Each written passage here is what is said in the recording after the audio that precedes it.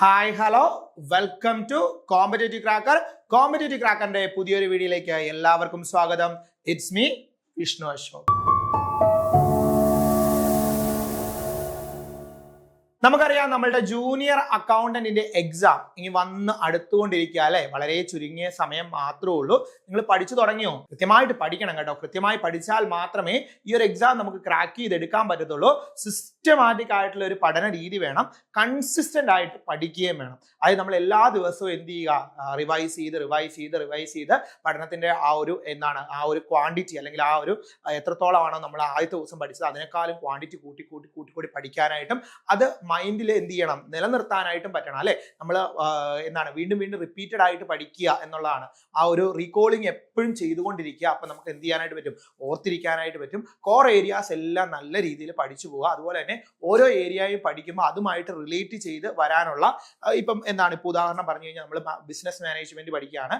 Business management പഠിക്കുമ്പോൾ organising പഠിക്കുന്നുണ്ട്. അപ്പൊ ആ ഓർഗനൈസിംഗിന്റെ കൂടെ തന്നെ ഓർഗനൈസേഷൻ ബിഹേവിയർ, ഓർഗനൈസേഷൻ ഡെവലപ്മെന്റ് അങ്ങനെയുള്ള കാര്യങ്ങൾ പഠിക്കുക. ഇപ്പൊ പെർഫോമൻസ് മാനേജ്മെന്റ് അല്ലെങ്കിൽ നമ്മളുടെ കോൺഫ്ലിക്ട് മാനേജ്മെന്റ്, ഇതൊക്കെ ഒന്ന് നോക്കി പോകാനായിട്ട് ശ്രമിച്ചോണം. ഇൻഡെപ്ത് ആയിട്ടുള്ള പഠനം വേണം, വിശാലമായിട്ടുള്ള പഠനം വേണം. പക്ഷെ കൃത്യമായിട്ട് ഫോക്കസ് ചെയ്തിട്ട് വേണം പഠിക്കാനായിട്ട്. അപ്പൊ നമുക്ക് എന്ത് ചെയ്യാനായിട്ട് പറ്റും, മാക്സിമം മാർക്ക് സ്കോർ ചെയ്യാനായിട്ട് പറ്റും. അപ്പൊ ഇന്ന് ഞാൻ നിങ്ങളുടെ മുന്നിൽ എത്തിയിരിക്കുന്നത് വളരെ ഇമ്പോർട്ടന്റ് ആയിട്ടുള്ള നമ്മുടെ ഒന്നാമത്തെ ഫസ്റ്റ് മൊഡ്യൂളിന്റെ അകത്ത് നിന്ന് വരാൻ സാധ്യതയുള്ള മാക്സിമം MCQsകളാണ് നമ്മൾ ഇന്ന് ഡിസ്കസ് ചെയ്യാൻ പോകുന്നത്.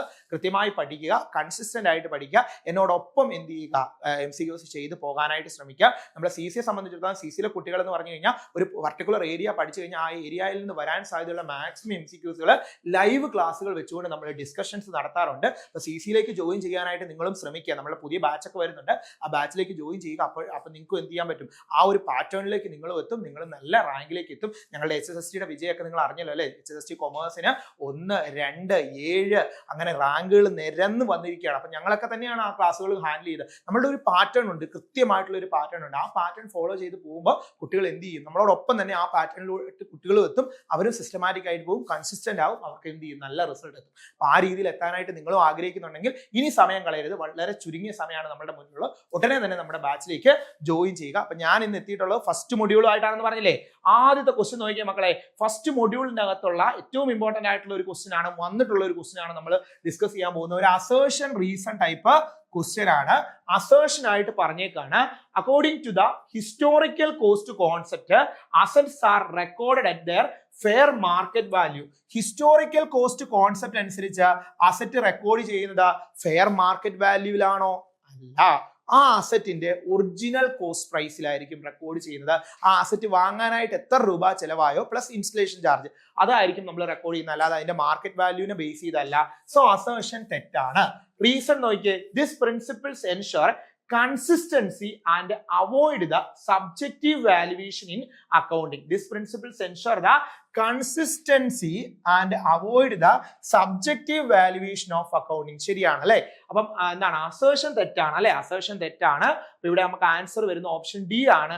ഓർത്ത് വെക്കുക, historical cost principles ensure the recording assets at their original purchasing price, no fair market value. The reason is true as they ensure the objectivity and consistency. ശരിയാണ് അല്ലെ, റീസൺ ശരിയാണ്, അസേർഷൻ തെറ്റായിട്ടുള്ളതാണ്. മക്കളെ മനസ്സിലായല്ലോ ഈ ക്വസ്റ്റ്യൻ? മനസ്സിലായല്ലോ. അടുത്ത ക്വസ്റ്റ്യൻ നോക്കിയേ. അടുത്ത ഒരു സ്റ്റേറ്റ്മെന്റ് ഓറിയന്റഡ് ആയിട്ടുള്ള ക്വസ്റ്റ്യൻ ആണ്. സ്റ്റേറ്റ്മെന്റ് തന്നേക്കുന്ന നോക്കിയേ, പാർട്ണർഷിപ്പ് അക്കൗണ്ടിങ്ങിനകത്ത് goodwill is adjusted when a partner is admitted, retire, death. അതായത് ഒരു പാർട്ണർ അഡ്മിറ്റ് ചെയ്യുന്ന സമയത്തും ഒരു പാർട്ണർ റിട്ടയർ ആകുന്ന സമയത്തും ഒരു പാർട്ണർ മരിച്ചു പോകുന്ന സമയത്തും നമ്മൾ എന്ത് വാല്യൂ ചെയ്യും, ഗുഡ്വിൽ വാല്യൂ ചെയ്ത് അഡ്ജസ്റ്റ് ചെയ്യുമെന്നാണ് പറഞ്ഞത്. ശരിയാ അല്ലെ. ഗുഡ്വിൽ വാല്യൂ ചെയ്യുന്ന നമുക്കറിയാം at the time of admission, retirement, death. And statement 2 പറയാണ്, realization account is prepared during the admission of a partner. ഒരു പാർട്ണറെ അഡ്മിറ്റ് ചെയ്യുന്ന സമയത്താണോ റിയലൈസേഷൻ അക്കൗണ്ട് പ്രിപ്പയർ ചെയ്യുന്നത്? അഡ്മിഷൻ ആയിക്കോട്ടെ, റിട്ടയർമെന്റ് ആയിക്കോട്ടെ, ഡെത്ത് ആയിക്കോട്ടെ, ഇത് മൂന്നും വരുന്ന സമയത്ത് നമ്മൾ പ്രിപ്പയർ ചെയ്യുന്ന അക്കൗണ്ട് എന്ന് പറയുന്നത് റീവാലുവേഷൻ അക്കൗണ്ട് ആണ്. റിയലൈസേഷൻ അക്കൗണ്ട് ഏത് സമയത്താണ് പ്രിപ്പയർ ചെയ്യുന്നത്? At the time of death, at the time of dissolution ആണ്. വൈൻഡിങ് അപ്പ് ആണ്. ഒരു ഫേം വൈൻഡ് അപ്പ് ചെയ്യുന്ന സമയത്താണ് എന്ത് പ്രിപ്പയർ ചെയ്യുന്നത്? റിയലൈസേഷൻ അക്കൗണ്ട് പ്രിപ്പയർ ചെയ്യുന്നത്. റീവാലുവേഷൻ അക്കൗണ്ട് ആണ് അഡ്മിഷന്റെ സമയത്തും റിട്ടയർമെന്റിന്റെ സമയത്തും ഡെത്തിന്റെ സമയത്തും ഒക്കെ പ്രിപ്പയർ ചെയ്യുന്നത്. സോ ഇവിടെ നമുക്ക് ഏതാണ്? സ്റ്റേറ്റ്മെന്റ് 2 എന്ന് പറയുന്നത് തെറ്റായിട്ടുള്ള സ്റ്റേറ്റ്മെന്റ് ആണ് അല്ലെ. സോ ആൻസർ എന്താണ്? Statement 1 is true and 2 is false. അപ്പോൾ നമ്മളുടെ ഓപ്ഷൻ ഏതാണ്? ഓപ്ഷൻ സി ആണ്. Goodwill is adjusted for significant change in the partnership. പാർട്ണർഷിപ്പിൽ എന്തെങ്കിലും രീതിയിലുള്ള ചേഞ്ചസ് വരുമ്പോഴാണ് നമ്മൾ ഗുഡ് വിൽ അഡ്ജസ്റ്റ് ചെയ്യുന്നത്. അഡ്മിഷന്റെ സമയത്തും റിട്ടയർമെന്റിന്റെ സമയത്തും ഡെത്തിന്റെ സമയത്തും ഒക്കെ എന്ത് സംഭവിക്കുന്നുണ്ട്? നമ്മളെ പാർട്ണർഷിപ്പിനകത്ത് ചേഞ്ച് വരുന്നുണ്ട്. സോ നമ്മൾ ഗുഡ് വിൽ അഡ്ജസ്റ്റ് ചെയ്യും. റിയലൈസേഷൻ അക്കൗണ്ട് പ്രിപ്പയർ ചെയ്യുന്നത് ഡിസൊല്യൂഷന്റെ സമയത്താണ്, അഡ്മിഷന്റെ സമയത്തല്ല. ഡിസൊല്യൂഷൻ എന്ന് പറഞ്ഞാൽ ആ ഫേം വൈൻഡ് അപ്പ് ചെയ്യുന്ന സമയത്താണ്. അടുത്തത് നോക്കിയേ, വീണ്ടും ഒരു സ്റ്റേറ്റ്മെന്റ് ഓറിയന്റഡ് ആയിട്ടുള്ള ക്വസ്റ്റ്യൻ ആണ്. ഫസ്റ്റ് സ്റ്റേറ്റ്മെന്റ് തന്നേക്കുന്നത് എന്താണ്? Financing decision determine the capital structure of a firm which affects the risk return trade off. അപ്പൊ നമ്മൾ നേരെ എന്തിലേക്ക് വന്നു? ഫിനാൻഷ്യൽ മാനേജ്മെന്റിലേക്ക് വന്നു അല്ലെ. ആദ്യത്തെ മൊഡ്യൂൾ അല്ലെ, ഫസ്റ്റ് മൊഡ്യൂളിനകത്ത് 2 ക്വസ്റ്റ്യനുകൾ നമ്മൾ പറഞ്ഞു. സെക്കൻഡ് മൊഡ്യൂൾ നമ്മൾ അടുത്ത മൊഡ്യൂളിലേക്ക് വന്നു. ഏതാണ്? ഫിനാൻഷ്യൽ മാനേജ്മെന്റിലേക്ക് വന്നു. Financing decision determine the capital structure of A firm which affects the risk return trade off. നമുക്കറിയാം ഫിനാൻഷ്യൽ മാനേജ്മെന്റിലെ ഏറ്റവും ഇമ്പോർട്ടന്റ് ആയിട്ടുള്ള ഒരു ഡിസിഷൻ തന്നെയാണ് ഫിനാൻസിങ് ഡിസിഷൻ. അതിൽ നമ്മൾ ഡെപ്റ്റിന്റെയും ഇക്വിറ്റിയുടെയും പ്രപ്പോർഷൻ എത്രത്തോളം ഉണ്ട്, ഫിനാൻസ് മിക്സ് എത്രയാണ്, ക്യാപിറ്റൽ സ്ട്രക്ചർ എത്രയാണ് എന്നുള്ള കാര്യമൊക്കെയാണ് ഡിറ്റർമിൻ ചെയ്യുന്നത്. ശരിയാ അല്ലെ. ഇനി അടുത്ത നോക്കിയേ, സ്റ്റേറ്റ്മെന്റ് 2 തന്നേക്കാണ് dividend decisions are related to proportion of earnings to be distributed various and retain in the firm അല്ലെ. അതുപോലെ തന്നെ എന്താണ് ഡിവിഡൻഡ് ഡിസിഷൻ എന്ന് പറഞ്ഞാൽ നമുക്ക് അവൈലബിൾ ആയിട്ടുള്ള ഏർണിംഗ്സിൽ എത്രത്തോളം ഡിസ്ട്രിബ്യൂട്ട് ചെയ്യുന്നു, എത്രത്തോളം റീറ്റെയിൻ ചെയ്യുന്നു എന്നുള്ളതാണ്. സോ അതും എന്താണ്? ശരിയായിട്ടുള്ളതാണ് അല്ലെ. ഇപ്പൊ എന്താണ് നമുക്കിവിടെ ആൻസർ ഏതാണ്? എ ആണ് വരുന്നത് അല്ലെ. ബോത്തും കറക്റ്റ് ആണ്, രണ്ടും കറക്റ്റ് ആണ്.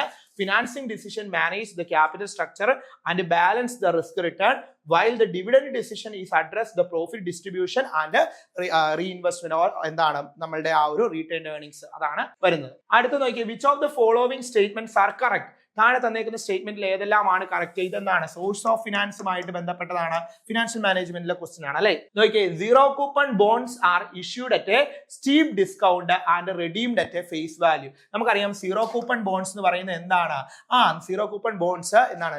പീരിയോഡിക്കൽ ആയിട്ടുള്ള ഇൻട്രസ്റ്റ് പേയ്മെന്റ് ഇല്ലാത്ത ബോണ്ടുകളെയാണ് എന്തെന്ന് പറയുന്നത്? സീറോ കൂപ്പൺ ബോണ്ട്സ് എന്ന് പറയുന്നത്. അത് ഇഷ്യൂ ചെയ്യുന്നത് സ്റ്റീപ്പ് ഡിസ്കൗണ്ടിലും റിഡീം ചെയ്യുന്നത് ഫേസ് വാല്യൂയിലുമാണ്. സോ ശരിയായിട്ടുള്ള സ്റ്റേറ്റ്മെന്റ് ആണ്. അടുത്ത നോക്കുക, പ്ലെയിൻ വാനില ബോണ്ട്സ് പറഞ്ഞാൽ നോർമൽ ബോണ്ടുകളെയാണ് പ്ലെയിൻ വാനില ബോണ്ട്സ് പറയുന്നത്. അതിനൊരു ഫിക്സഡ് ആയിട്ടുള്ള കൂപ്പൺ റേറ്റ് ഉണ്ടായിരിക്കും, ഒരു പർട്ടിക്കുലർ ആയിട്ടുള്ള മെച്ചൂരിറ്റി ഡേറ്റും ഉണ്ടായിരിക്കും. സോ അതും ശരിയാണ്.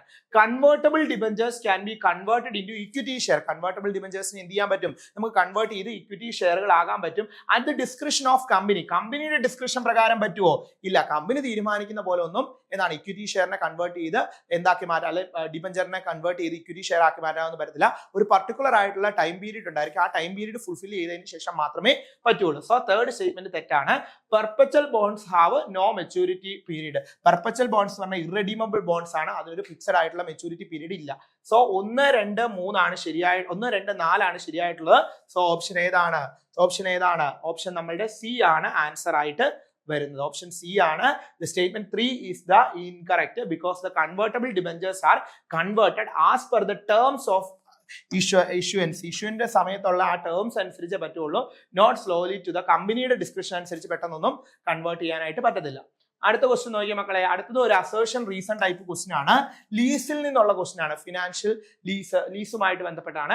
Financial lease agreement transfer all the risk and rewards of the ownership to the lessee except the legal title. ശരിയാണല്ലേ. ഫിനാൻഷ്യൽ ലീസ് എന്ന് പറയുന്നത് ഒരു ലോങ് ടൈം ലീസ് അറേഞ്ച്മെന്റ് ആണ്. ടെമ്പററി നേച്ചറിലുള്ളതല്ല, ലോങ് പീരീഡിലേക്കുള്ളതാണ്. അതുപോലെ തന്നെ ആ അസറ്റിന്റെ ഫുൾ കോസ്റ്റ് ലെസർക്ക് റീറ്റെയിൻ ചെയ്തെടുക്കാനായിട്ട് പറ്റും. ബിക്കോസ് ഈ അസറ്റിന്റെ എക്കണോമിക് ലൈഫ് ഫുൾ ഇത് ആരുടെ കയ്യിലാണ്? ലെസിയുടെ കയ്യിലാണ്. ലെസി ഒരു പീരിയോഡിക്കൽ ആയിട്ടുള്ള പേയ്മെന്റ് ലെസർക്ക് കൊടുത്തുകൊണ്ടേയിരിക്കും. അതുകൊണ്ട് തന്നെ ആ അസറ്റിന്റെ ഫുൾ കോസ്റ്റ് റിയലൈസ് ചെയ്തെടുക്കാൻ പറ്റും. പിന്നെ ഈ അസറ്റിന്മേലുള്ള എല്ലാ ഓണർഷിപ്പിന്മേലുള്ള എല്ലാ ബെനിഫിറ്റുകളും എല്ലാ റിസ്കുകളും ആരിലേക്ക് ട്രാൻസ്ഫർ ചെയ്യും? ലെസിയിലേക്ക് ട്രാൻസ്ഫർ ചെയ്യും. Except the legal title. Legal title ആരുടെ കയ്യിലായിരിക്കും? ലെസറുടെ കയ്യിലായിരിക്കും. And financial lease agreement the lease term cover the full economic life of the asset. ശരിയല്ലേ. ആ അസറ്റിന്റെ മുഴുവൻ എക്കണോമിക് ലൈഫും അത് ആരുടെ കയ്യിലാണ്? ലെസിയുടെ കയ്യിലാണ്. അതുകൊണ്ട് തന്നെയാണ് എല്ലാ ബെനിഫിറ്റുകളും എല്ലാ റിസ്കുകളും ലെസിയിലേക്ക് ട്രാൻസ്ഫർ ചെയ്യുന്ന ഓണർഷിപ്പ് ലെസറുടെ കയ്യിലും ഉള്ളത്. സോ ഇവിടെ ആൻസർ ഏതാണ്? അസേഷനും റീസണും കറക്റ്റ് ആണ്. റീസൺ എന്ത് ചെയ്യുന്നുണ്ട്? അസേഷനെ എക്സ്പ്ലെയിൻ ചെയ്യുന്നുണ്ട്. അടുത്ത നോക്കിയേ, A company issue deep discount bonds with a face value rupees 10,000 and the issue price is 6,000 for 10 years. What types of bond is this and what is the primary reason for issuing this such bonds? അതായത് deep ഡിസ്കൗണ്ടിൽ ഒരു എന്താണ് bond issue ചെയ്തിട്ടുണ്ട്. അതായത് 10,000 രൂപ വിലയുള്ളതായിരുന്നു, issue price 10,000 ആയിരുന്നു, പക്ഷെ അവർ 6,000 രൂപയ്ക്കാണ് കൊടുത്തത്. 10 വർഷത്തേക്കാണ് ഇഷ്യൂ ചെയ്തേക്കുന്നത്. അപ്പൊ ഇവിടെ എന്താണ്, ഏത് ടൈപ്പ് ആണത്? എന്താണ്? സീറോ കൂപ്പൺ ബോണ്ട്സ് ആണ്. ഡീപ് ഡിസ്കൗണ്ട് ആയതുകൊണ്ട് തന്നെ സീറോ കൂപ്പൺ ബോണ്ട്സ് ആണ്. അത് എന്തിനു വേണ്ടിയാണ്? ഇൻവെസ്റ്റേഴ്സിനെ അട്രാക്ട് ചെയ്യുവാൻ വേണ്ടിയാണ്. സോ ആൻസർ ഏതാണ്? ഓപ്ഷൻ എ ആണ് ആൻസർ ആയിട്ടുള്ളത്. Deep discount bonds are the zero coupon bonds issued at a steep discount, attracting the investors. Okay ആണല്ലോ മക്കളെ. അപ്പൊ നമ്മളുടെ CC-യില് ബാച്ചുകൾ അവൈലബിൾ ആണ് കേട്ടോ. അതായത് പുതിയ ബാച്ച് സ്റ്റാർട്ട് ചെയ്യാണ്. ഈ നമ്പറിൽ കോൺടാക്ട് ചെയ്യുക. നമ്മൾ വളരെ സിസ്റ്റമാറ്റിക് ആയിട്ട് പോകുന്ന ബാച്ചാണ്. നമ്മളൊരു പർട്ടിക്കുലർ ഏരിയ പഠിക്കുക, ആ ഏരിയയോട് അനുബന്ധിച്ചുള്ള എല്ലാ MCQs ഡിസ്കസ് ചെയ്യുകയും കൃത്യമായിട്ടുള്ള സ്ട്രാറ്റജീസ് ഫോളോ ചെയ്തൊക്കെ പഠിക്കുന്ന ഒരു ബാച്ചാണ്. നിങ്ങൾ കൺസിസ്റ്റന്റ് ആയിട്ട് പഠിക്കാൻ തയ്യാറാണ് എങ്കിൽ, ഈ ജോലി നേടിയെടുക്കണം എന്ന് നിങ്ങൾ ആഗ്രഹിക്കുന്നുണ്ടെങ്കിൽ, നിങ്ങൾക്ക് ഈ ഒരു ബാച്ചിൽ ജോയിൻ ചെയ്യുവാണെങ്കിൽ നമ്മൾ PDF മെറ്റീരിയൽസിലൂടെയും ലൈവ് ക്ലാസ്സുകളിലൂടെയും റെക്കോർഡഡ് ക്ലാസ്സുകളിലൂടെ ഒക്കെ എല്ലാ കാര്യങ്ങളും ഈ ഒരു ചുരുങ്ങിയ സമയത്തിനുള്ളിൽ A-Z കാര്യങ്ങൾ ഡിസ്കസ് ചെയ്ത് നിങ്ങളെ ഏറ്റവും ടോപ്പ് റാങ്കിലേക്ക് എത്തിക്കാനായിട്ട് ഈ ക്ലാസ്സുകൾക്ക് സാധിക്കും. അപ്പൊ നിങ്ങൾ എന്ത് ചെയ്യുക? ഒട്ടൻ തന്നെ ഈ ബാച്ചിൽ ജോയിൻ ചെയ്യാനായിട്ട് ശ്രമിക്കുക. നമ്മൾ അടുത്ത ഒരു എന്താണ് 3-4 ക്വസ്റ്റ്യനുകൾ കൂടി ഡിസ്കസ് ചെയ്യുന്നുണ്ട്. അപ്പൊ നിങ്ങൾ ഈ ഒരു ക്ലാസിന്റെ കാര്യം ഒരു കാരണവശാലും മറക്കരുത്. ഈ ക്ലാസ്സിൽ എന്ത് ചെയ്യുക? ജോയിൻ ചെയ്യാനായിട്ട് ശ്രമിക്കുക. നമുക്ക് വിദഗ്ധരായ അധ്യാപകരുടെ കൃത്യമായിട്ടുള്ള ഗൈഡ് ലൈൻസ് ഉണ്ടെങ്കിൽ മാത്രമേ PSC എക്സാമുകളൊക്കെ നമുക്ക് ക്രാക്ക് ചെയ്തെടുക്കാൻ പറ്റത്തുള്ളൂ. ഞങ്ങളെ സംബന്ധിച്ചിടത്തോളം ഞങ്ങൾ വിജയിച്ച ആളുകളാണ്. നമ്മുടെ HSST ഒക്കെ റിസൾട്ട് നോക്കിക്കഴിഞ്ഞാൽ നിങ്ങൾക്ക് മനസ്സിലാവും. 1, 2, 7 അതുപോലെ ഏറ്റവും കൂടുതൽ റിസൾട്ട് നമുക്ക് CC-ക്കാണുള്ളത്. നിങ്ങൾ ആ HSST കൊമേഴ്സിന്റെ ഒക്കെ റിസൾട്ട് എടുത്ത് നോക്കണം. CC-യെ സംബന്ധിച്ചിടത്തോളം എങ്ങനെ PSC എക്സാമിന് പ്രിപ്പയർ ചെയ്യിക്കണം എന്നുള്ള കാര്യം CC-യിലെ അധ്യാപകർക്ക് കൃത്യമായിട്ട് അറിയാം. അതുകൊണ്ട് തന്നെ നിങ്ങൾ എന്ത് ചെയ്യുക? നമ്മളിലേക്ക് ജോയിൻ ചെയ്യാനായിട്ട് ശ്രമിക്കുക. ഈ ഒരു എക്സാം നേടിയെടുക്കാനും ഞങ്ങളോടൊപ്പം ഞങ്ങൾ പറയുന്ന രീതിക്ക് പഠിക്കാനും തയ്യാറാണെങ്കിൽ നിങ്ങൾ എന്ത് ചെയ്യുക? ഉടൻ തന്നെ എന്ത് ചെയ്യുക? ഈ നമ്പറിൽ കോൺടാക്ട് ചെയ്ത് നിങ്ങളുടെ സീറ്റ് ഉറപ്പിക്കുക. അങ്ങനെയാണ് എങ്കിൽ നിങ്ങളും കാണും ഇത്തവണത്തെ വിജയികളുടെ കൂട്ടത്തിൽ, ഇത്തവണത്തെ റാങ്ക് ഹോൾഡേഴ്സിന്റെ കൂട്ടത്തിൽ. അപ്പോൾ അതുകൊണ്ട് എന്ത് ചെയ്യുക? ഉടൻ തന്നെ എന്ത് ചെയ്യുക? വിളിക്കാനായിട്ട് ശ്രമിക്കുക. അതുപോലെ തന്നെ കൺസിസ്റ്റന്റ് ആയിട്ട് പഠിക്കാനായിട്ടും തയ്യാറാകുക. ഓക്കെ ആണല്ലോ. അടുത്ത ക്വസ്റ്റ്യൻ നോക്കിയേ മക്കളെ. അടുത്ത ക്വസ്റ്റ്യൻ നോക്കിയേ. അടുത്ത ക്വസ്റ്റ്യൻ ഒരു അസേർഷൻ റീസൺ ടൈപ്പ് ക്വസ്റ്റ്യൻ ആണ്. ഫിനാൻഷ്യൽ മാനേജ്മെന്റിലെ ക്വസ്റ്റ്യൻ തന്നെയാണ്. Redeemable debentures must be repaid at the end of their maturity period. Redeemable debentures must repaid. Redeemable debentures എന്തായാലും അതിന്റെ മെച്ചൂരിറ്റി പീരീഡ് ആകുമ്പോൾ എന്ത് ചെയ്യണം? റീപേ ചെയ്തിരിക്കണം. ശരിയാണ്. അതായത് irredeemable debentures carry no obligation to repayment. അതെന്തുകൊണ്ടാണ്? ഇറഡീമബിൾ ഡിബഞ്ചേഴ്സിനെ സംബന്ധിച്ചിടത്തോളം യാതൊരു രീതിയിലുള്ള റീപേയ്മെന്റും ഇല്ല. ശരിയല്ലേ? രണ്ടും ശരിയല്ലേ? അസേർഷനും റീസണും ശരിയല്ലേ? ഓപ്ഷൻ എ ആണ് ആൻസർ ആയിട്ട് വരുന്നത്. അടുത്ത ക്വസ്റ്റ്യൻ നോക്കുക. Which of the following true regarding the preference shares? Preference ഷെയർസുമായിട്ട് ബന്ധപ്പെട്ട് താഴെ തന്നിരിക്കുന്ന സ്റ്റേറ്റ്മെന്റിൽ ശരിയായിട്ടുള്ള ഏതാണ്? Cumulative preference shares are accumulated unpaid dividend. Cumulative preference share എന്ന് പറഞ്ഞു കഴിഞ്ഞാൽ എന്താണ്? ഇപ്പൊ 2010-ലും 2011-ലും 2012-ലും എന്തില്ലായിരുന്നു? പ്രോഫിറ്റ് ഇല്ലായിരുന്നു ആ ഫേമിന്. സോ 2013 ആയപ്പോഴത്തേക്കിന് പ്രോഫിറ്റ് ജനറേറ്റ് ചെയ്തു. പ്രോഫിറ്റ് ജനറേറ്റ് ചെയ്തതിന് ഈ 3 വർഷത്തെയും അരിയർ കൊടുക്കാനുള്ള അല്ലെ അരിയർ കിട്ടാനുള്ള റൈറ്റ് ഉള്ള ആളുകളാണ് ക്യുമുലേറ്റീവ് പ്രിഫറൻസ് ഷെയർ. അപ്പൊ ഈ 2013 പ്രോഫിറ്റ് ജനറേറ്റ് ആയപ്പോൾ 10-ലെയും 11-ലെയും 12-ലെയും പ്രോഫിറ്റ് കൊടുത്തതിന് ശേഷം മാത്രമേ എന്ത് ചെയ്യാൻ പാടുള്ളൂ? 13-ലെ ഇക്വിറ്റി ഷെയർ ഹോൾഡേഴ്സിന് കൊടുക്കാൻ പാടുള്ളൂ. അത്രയും ആർക്ക് കൊടുക്കണം? ആ അരിയർ ആയിട്ട് കിടക്കുന്ന പ്രോഫിറ്റ് അല്ലെ ഡിവിഡൻഡ് ആർക്ക് കൊടുത്തിരിക്കണം? ഈ 2013-ൽ ഈ ക്യുമുലേറ്റീവ് പ്രിഫറൻസ് ഷെയർ ഹോൾഡേഴ്സിന് കൊടുക്കണം. സോ ശരിയാണ് അല്ലെ? Cumulative preference share holders accumulate the unpaid dividend. അടുത്ത participative preference shares are the residual profit after the equity dividend. Equity ഡിവിഡൻഡും ഒക്കെ കൊടുത്തതിന് ശേഷം വീണ്ടും മിച്ചമുള്ള പ്രോഫിറ്റിന്മേൽ അവകാശമുള്ള ആളുകളാണ് പാർട്ടിസിപ്പേറ്റീവ് പ്രിഫറൻസ് ഷെയർസ്. സോ അതും ശരിയായിട്ടുള്ള സ്റ്റേറ്റ്മെന്റ് ആണ്. And preference shares have voting right in normal condition. Normal കണ്ടീഷനിൽ പ്രിഫറൻസ് ഷെയർ ഹോൾഡേഴ്സിന് വോട്ടിംഗ് റൈറ്റ് ഉണ്ടോ? ഇല്ല, അത് തെറ്റാണ്. ഇക്വിറ്റി ഷെയർ ഹോൾഡേഴ്സിനാണുള്ളത്, തെറ്റാണ്. ഇനി preference shares are paid after the bond holders but before the equity shareholders during the liquidation. ലിക്വിഡേഷന്റെ സമയത്ത് ക്യാപിറ്റൽ കൊടുക്കുമ്പോഴത്തേക്കിന് എങ്ങനെയാണ് പ്രിഫറൻസ് ഷെയർ ഹോൾഡേഴ്സിന് കൊടുക്കേണ്ടത്? എപ്പോഴാണ്? ബോണ്ട് ഹോൾഡേഴ്സിന് കൊടുത്തതിന് ശേഷം ഇക്വിറ്റി ഷെയർ ഹോൾഡേഴ്സിന് കൊടുക്കുന്നതിന് മുന്നേ അവരുടെ ക്യാപിറ്റൽ കിട്ടാനായിട്ട് റൈറ്റ് ഉള്ള ആളുകളാണ് പ്രിഫറൻസ് ഷെയർ ഹോൾഡേഴ്സ്. അപ്പോൾ 1, 2, 4 ശരിയാണ്. സോ ആൻസർ ഏതാണ്? ഓപ്ഷൻ എ ആണ് ആൻസർ ആയിട്ട് വരുന്നത്. വളരെ സിമ്പിൾ ക്വസ്റ്റ്യൻ ആണ്. നമ്മൾ പ്രിഫറൻസ് ഷെയറുകളുമായി ബന്ധപ്പെട്ടുള്ള ക്വസ്റ്റ്യൻ ആണ്. സിസ്റ്റമാറ്റിക് ആയിട്ട് പഠിക്കുന്ന ആളുകൾക്ക് അത് ഈസി ആയിട്ട് മാർക്ക് ചെയ്തെടുക്കാൻ പറ്റും. അടുത്ത നോക്കിയേ, why would a company choose the sale and lease back lease? Sale and lease back lease എന്ന് പറഞ്ഞാൽ ഇസ് ഒരു അറേഞ്ച്മെന്റ് ആണ്. അതായത് ഹ്യൂജ് ആയിട്ടുള്ള ഫിനാൻഷ്യൽ ക്രൈസിസ് വരുമ്പോൾ നമ്മുടെ കയ്യിലുള്ള ഏതെങ്കിലും എക്യുപ്മെന്റ് അല്ലെങ്കിൽ ഒരു അസറ്റ് നമ്മൾ എന്ത് ചെയ്യും, വിൽക്കും. വിറ്റതിന് ശേഷം അതേ സാധനം നമ്മൾ എന്ത് ചെയ്യും, ലീസിന് എടുക്കുന്ന രീതിയാണ് എന്ന് പറയുന്നത് സെയിൽ ആൻഡ് ലീസ് ബാക്ക്. അതൊരു ഹ്യൂജ് ഫിനാൻഷ്യൽ ക്രൈസിസ് അല്ലെങ്കിൽ ഒരു ബൾക്ക് ആയിട്ടുള്ള മണിയൊക്കെ ആവശ്യമായിട്ട് വരുന്ന സാഹചര്യമാണ്. To increase the ownership of the leased asset ആണോ, to raise the immediate fund while regarding the assets use. അതെ, അപ്പൊ ഇവിടെ ആൻസർ വരുന്ന ഏതാണ്? ഓപ്ഷൻ ബി ആണ്. ഇമ്മീഡിയറ്റ് ആയിട്ടുള്ള ഒരു ഫണ്ട് ആവശ്യമായിട്ട് വരുന്ന സിറ്റുവേഷനിലാണ് അല്ലെ. അടുത്ത നോക്കിയാൽ leveraged lease allows the lessor and lessee and asset even without the full financing capacity. അതായത് ലിവറേജ്ഡ് ലീസ് എന്ന് പറയുന്ന പ്രധാനമായിട്ടും 3 പാർട്ടീസ് ഇൻക്ലൂഡഡ് ആകുന്നതാണ്. അതായത് ലെസറും ഉണ്ട്, ലെസിയും ഉണ്ട്, ഒരു ബാങ്കും ഉണ്ട്. ഈ ബാങ്കിൽ നിന്ന് എന്ത് ചെയ്യും, ഒരു സർട്ടൺ എമൗണ്ട്, ഇപ്പൊ 10,000 രൂപയോ എത്രയെങ്കിലും ആകട്ടെ, ഒരു ബോറോ ചെയ്തിട്ട് എന്ത് ചെയ്യും, അത് ആർക്ക് കൊടുക്കും, ലെസിക്ക് കൊടുക്കും. ലെസിയുടെ കയ്യിൽ നിന്ന് ഒരു ഇൻട്രസ്റ്റ്, ഒരു സർട്ടൺ എന്താണ് പീരിയോഡിക്കൽ ആയിട്ടുള്ള എമൗണ്ട് ലെസർ വാങ്ങും. എന്നിട്ട് അതിന്റെ ഒരു സർട്ടൺ പെർസെന്റേജ് ആർക്ക് കൊടുക്കും, ബാങ്കിന് കൊടുക്കും. അപ്പൊ ലെസിയും ബാങ്കറും തമ്മിൽ എന്ത് ചെയ്തില്ല, യാതൊരു രീതിയിലുള്ള, അല്ലെ ലെസിയും ആ ഫിനാൻഷ്യൽ ഇൻസ്റ്റിറ്റ്യൂഷനും യാതൊരു രീതിയിലുള്ള ബന്ധവുമില്ല. അപ്പൊ ലിവറേജ്ഡ് ലീസ് എന്ന് പറഞ്ഞാൽ allows the lessor and to lessee and assets without full financing capacity. ശരിയാണ് അല്ലെ. ഫുൾ ഫിനാൻസിങ് കപ്പാസിറ്റി ഇല്ലെങ്കിലും ചെയ്യാൻ പറ്റത്തില്ല. എന്നാന്ന് ചോദിച്ചാൽ ആരാണ്, ലെസർ എന്ത് ചെയ്യാണ്, ഒരു ഫിനാൻഷ്യൽ ഇൻസ്റ്റിറ്റ്യൂഷനിൽ നിന്ന് ബോറോ ചെയ്യാണ് ചെയ്യുന്നത്. സോ അത് ശരിയാണ്. And leveraged lease the lessor borrow the fund from finance to lessee and uses the lessee payment to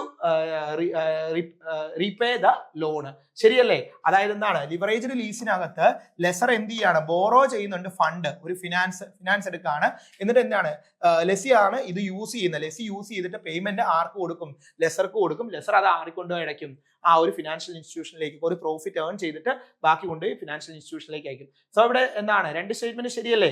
leveraged lease involves the lessor borrowing the fund.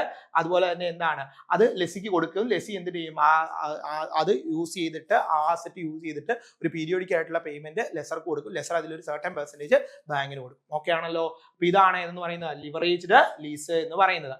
Okay ആണല്ലോ. അപ്പൊ നമ്മൾ ഒരു പർട്ടിക്കുലർ ആയിട്ടുള്ള ഏരിയയാണ് പഠിച്ചത്. ആ ഏരിയയിൽ നിന്ന് വരാൻ സാധ്യത, ഇപ്പൊ നമ്മൾ എന്താണ് ഫിനാൻഷ്യൽ മാനേജ്മെന്റിൽ കുറേയധികം ക്വസ്റ്റ്യനുകൾ കണ്ടു. അതുപോലെ തന്നെ നമ്മുടെ അക്കൗണ്ടിങ്ങിന്റെ കുറച്ച് ക്വസ്റ്റ്യനുകൾ കണ്ടു. ഇങ്ങനെയുള്ള എല്ലാ മൊഡ്യൂളുകളിൽ നിന്നും നമ്മൾ എന്താണ് MCQs ഡിസ്കസ് ചെയ്യും. നിങ്ങൾ കൃത്യമായി പഠിക്കാനും കൺസിസ്റ്റന്റ് ആയിട്ട് പഠിക്കാനും തയ്യാറാണ് എങ്കിൽ നമ്മളോടൊപ്പം ഉടൻ തന്നെ ജോയിൻ ചെയ്യുക. പുതിയ ബാച്ചിലേക്ക് ജോയിൻ ചെയ്യുക. ഇനിയും ഉണ്ട് ടൈം. ആ ഒരു ടൈമിനുള്ളിൽ നമുക്ക് സഫീഷ്യന്റ് ആയിട്ടുള്ള ടൈം നമ്മുടെ മുന്നിലുണ്ട്. അതിനുള്ളിൽ നമുക്ക് കൃത്യമായിട്ടുള്ള ഗൈഡ് ലൈൻസ് ഉണ്ടെങ്കിൽ നമുക്ക് കൃത്യമായിട്ട് പഠിച്ച് തീർക്കാനായിട്ട് പറ്റും.